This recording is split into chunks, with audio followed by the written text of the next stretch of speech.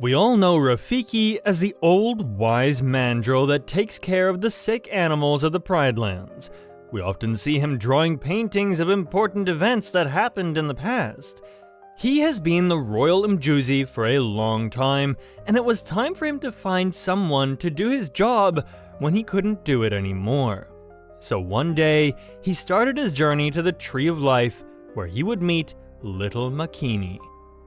At the moment he met her, the voice in the wind told him right away that she would be the one to take his place as Royal Mjuzi in the Pride Lands one day. Or so he thought. But Queen Jana immediately told Rafiki that her place would be at the Tree of Life. He didn't really care about that, since the lions of the past always tell him the right thing to do. He later returned to the Pride Lands, waiting for Makini's stripes to show on her face. When they finally started to show, Rafiki knew she was old enough to start her training. She learned a lot from him: how to find a Bakura staff, how to hear the lions of the past, and how to make the paintings on the wall come to life. Eventually, Kion and his guard had to go to the Tree of Life to find healing, and we see that Rafiki sends Makini with them to help. But to our surprise, we see that Makini didn't come back to the Pride Lands with the rest of the guard, which meant Queen Jana had been right the whole time. And I think this was the first time that Rafiki was wrong about something.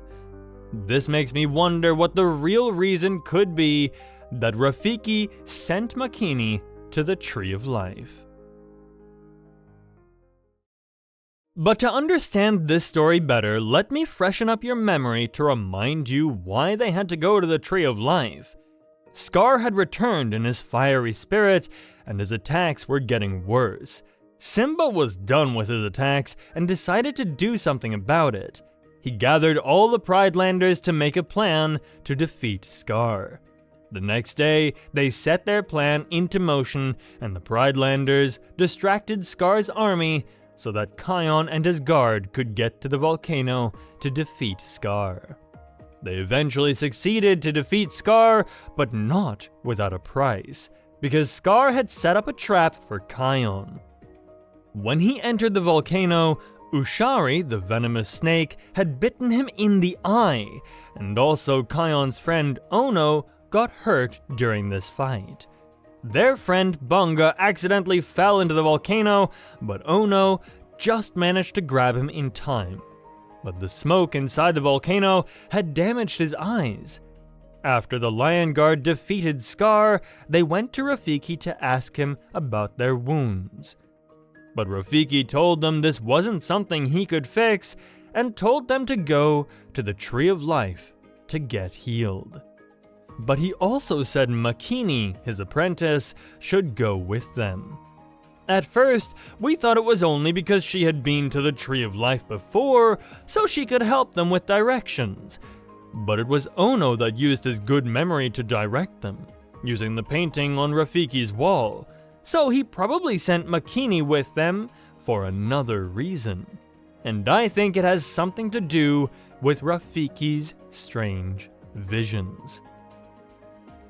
Rafiki always had dreams, but his dreams weren't just dreams. They felt like visions.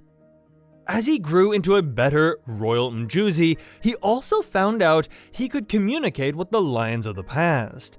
We often see him do this in the movies, like in The Lion King 1, when he helped Simba to communicate with his father Mufasa. And in The Lion King 2, we see that Mufasa made it clear to Rafiki that Kovu and Kiara should be together. But what if Mufasa told him something else, maybe about Makini? It might sound far-fetched, but I think this theory will make a lot of sense to you, so make sure you pay close attention. I think we can assume that the great lions of the past can also communicate with each other, because when Kion roars, we see a lot of lions in the clouds together, and another time we see the lions of the past together is when Kion becomes king of the Tree of Life. When you look up at the sky, we see Queen Jana, Askari, Mufasa, and some other lions of the past together in the sky. So what if Ascari saw that Queen Jana was reaching the end of her circle of life? Ascari was the leader of the first Lion Guard and discovered the Roar of the Elders. His spirit lived on in Chica Escarpment next to the Tree of Life, so it wouldn't seem too crazy if he could communicate with Queen Jana. She was able to heal Ono with the magic of the Tree of Life, so maybe the magic of the Tree of Life could help her communicate with Ascari as well. Queen Jana was getting weaker by the day, and she was training her granddaughter, Rani, to take her place as queen when she would be gone. But as we see, Rani is very young and not very confident at first. But even if Queen Jana couldn't communicate with Ascari, it could be that he felt that Queen Jana was worried about Rani. They both knew that she needed someone to help her when Queen Jana would be gone, and that is when Queen Jana remembered what she once told Rafiki. Makini's destiny would be at the Tree of Life. She would be the help Rani needed. It all made sense now. Ascari knew who could help with that, so he went on to ask Mufasa to talk to his friend Rafiki from the Pride Lands. As we know, Rafiki and Mufasa were good friends, more like brothers, and Mufasa often communicated with Rafiki from up in the sky. Rafiki wasn't so sure at first, because Makini wasn't always the best at paying attention and really loved to talk. He told Mufasa he had to think about it, since the Tree of Life is a long road to go. But when he had to send Kion and Ono to the Tree of Life, he knew it was a sign. He had to send Makini with them. It seemed like she was finally beginning to understand Rafiki's most important lesson.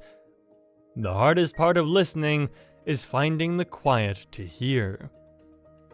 Well, Makini still liked to talk, but she knew she had to be quiet if she wanted to hear the lines of the past, and with all the other things she had learned, Rafiki knew she was going to be just fine. Because when Makini heard the Lion Guard had to go to the Tree of Life, she immediately suggested to join them, since she had been there before, which showed Rafiki she was even more ready than he thought. So then, Rafiki sent them on their way, making sure that Makini went to support Queen Rani, but without letting her know that was the real reason she was going. It seems like even in the sky, Mufasa continues to be a great help. When Makini arrived to the Tree of Life, Queen Jana knew she could go in peace, and prepared herself to complete her journey in the Circle of Life. Makini became a great royal mjuzi to Rani and explained all the paintings on the wall to her. Ascari and Mufasa had made a great team, and now Queen Jana could watch down together with them. But another great thing had happened because Rani and Kion started to like each other. Later, Makini was able to present Kion as Queen Rani's king. Mufasa and Jana couldn't be more proud of their grandchildren and watched from up in the sky. I hope this all made sense to you about how Rafiki communicated with Mufasa to know he had to send Makini to the Tree of Life. But I'm curious what you think. Do you think Queen Jana and Ascari could communicate with each other? Or did Ascari watch the Tree of Life from above and helped Queen Jana without her knowledge? Does Rafiki have more contact with the lions of the past than we think? I already made a video about that, so if you want to know more about how Rafiki communicates with the lions of the past, make sure to check that one out. Let me know what you think of this theory, and make sure to turn on the notification bell so you see more from the Pride Lands. I'll catch you next time.